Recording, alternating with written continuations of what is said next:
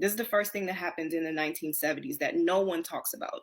No person in the conscious community I've ever heard bring this up, but it's something massive that happens, which set everything else into motion. What happened in the 1970s is deindustrialization. Deindustrialization is basically where all the jobs, the factory jobs, the manufacturing jobs, were exported to other countries, basically Asian countries. Now, what does that have to do with Black people? It has everything to do to it has everything to do with Black people, all people specifically, but especially Black people. Because you know who's working these manufacturing jobs? You know who's in the factories working and providing for their families? Black men. Black men are the ones who have these jobs. They're the ones who's working and providing for the families. And because they're working and providing for the families, then there's no issue. You guys know that one of the main reasons for divorce is financial problems, right? I know you guys have heard that saying ain't no romance without finance. It ain't no gold digger or nothing, but it's the truth. Financial problems does not allow a woman to bask into her femininity because she's constantly worried. And a man who is not providing financially does not feel like a man. Let me rewind. In the 50s and the 60s, there's all these manufacturing jobs. There's a large middle class. There's a large middle class, and everybody's working. The woman is happy. The man is happy. She's able to bask in her role as a woman because she's not worried. And the man is able to bask in his role as a man because he's providing and he feels like a man. Millions of jobs were lost. Millions, you guys. So when we have millions of jobs being lost, we have men who are not able to provide for their families. And now they don't feel like men anymore. We have women who are stressed out and worried, and they're not able to bask in their femininity. Okay. Now you guys be like, oh, well, maybe they just work together to make things happen. Yeah, people try and they work together. But for the vast majority of people, they suffered from these effects. The fact that we have issues that we have not addressed as a community. And now you throw financial distress in the mix in addition to everything we have not yet addressed. When people are in a financial distress, they resort to drugs and crime, right? It's like in Chicago, a lot of people talk about, oh, there's so much violence in Chicago. Well, there's a lot of things closed down. They're closing down schools left and right. People need money. They're going to start robbing and jacking to get it. You feel me? Especially a man. And this is not to say anything bad about Black men, because I understand the drive. You feel me?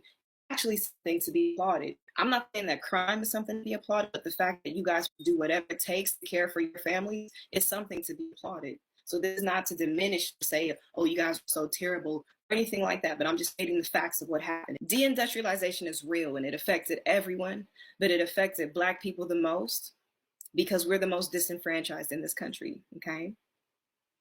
I will continue on speaking because, like I said, the whole reason for me talking about this is because I want us to become better as a people. I want us to look at what got us into the situation that we're in right now. You feel me?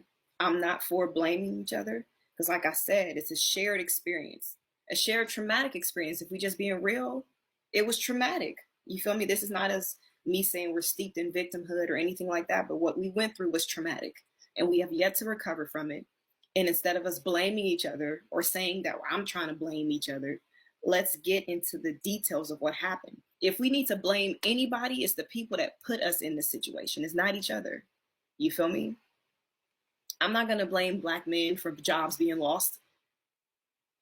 They have nothing to do with y'all. Y'all was trying to work. Y'all was doing what y'all could for your families. In the 70s and the 80s, right?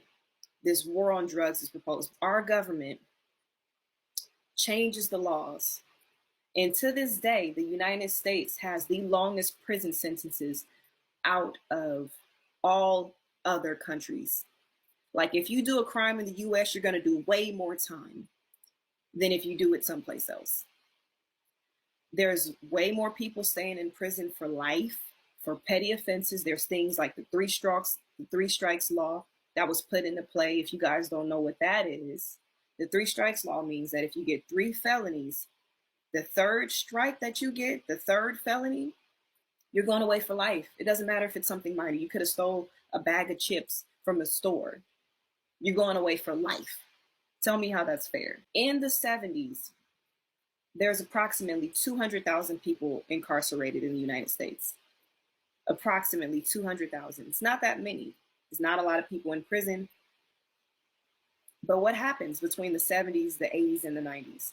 Once we get to the 80s and the 90s, there's a huge jump from 200,000 people to damn near 2 million.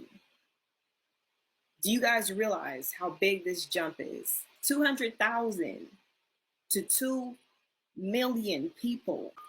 Let me mention some of these super chats before they go away. Tyrant's Bane, the war on drugs was not a war on drugs. It was a war on people. It was a war on Black people. Exactly. They used this campaign to fund the prison industrial complex. It was a method to enslave Black men by the millions for a nonviolent ish. And that's another thing I want to pinpoint.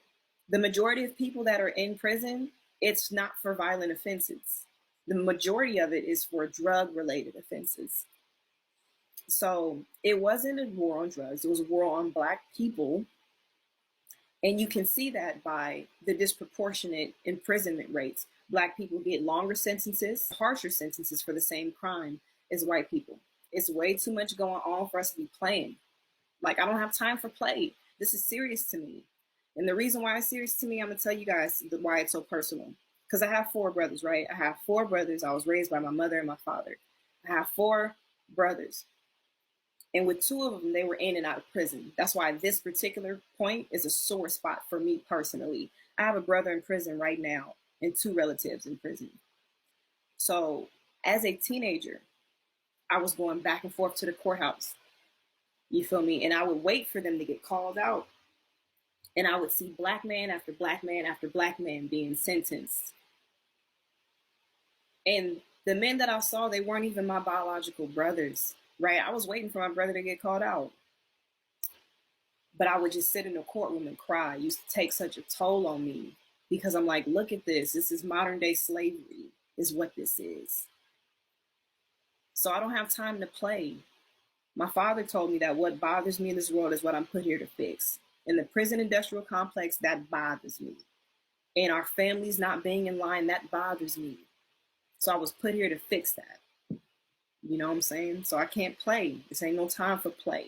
3 strikes law caused so much damage to our people. Yeah, mandatory minimums, all of that. There's so many different laws in place still to this day that keep our people incarcerated. Different enhancements. It's crazy. Like, you guys don't even know. Like, if you've ever been to prison before, like, say you get into a fist fight. It's an assault charge. You ain't hurt. You didn't really hurt nobody. You just got into a fight. The police was called. It's an assault charge. Say if you've been to prison before, an assault charge normally carries about a 3-year minimum, right? A 3-year sentence, I should say. But if you've been to prison before, you're going to get a 5-year enhancement. So your 3-year sentence just became an 8-year sentence. It's just craziness. And then you have to do the majority of your time, your mandatory minimum, 85% of your time, you have to serve it before you can even be eligible for parole. And the reason why I know all these things is, like I said, it's personal to me. I've been dealing with this prison, having to put money on the phone, having to put money on books, all that kind of stuff. I've been dealing with it since I was a teenager. I just would love to see our men out of this modern form of slavery, first of all. And second of all, I would love to see our families restored. And I would love to see us unpack some of the things that are causing us to not function and operate the way we should. Women are left with the burden of raising the children by themselves. Sometimes they're left with maybe their father wasn't in their life and they have to be responsible for their younger siblings or whatever the case may be. Women, like I said before, women are not able to bask in their feminine energy when they're worried.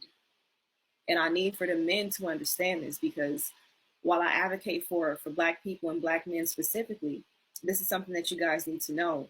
When we're worried and stressed out, we cannot operate in our femininity. It just does not work. Worry and stress kills femininity. It does. We can't live in that luxury of being feminine when we're stressed out and worried. We can't leave out what got us here. If we sit up and pretend like nothing is wrong with us, then we are not going to get better. It's not saying that we're victims forever.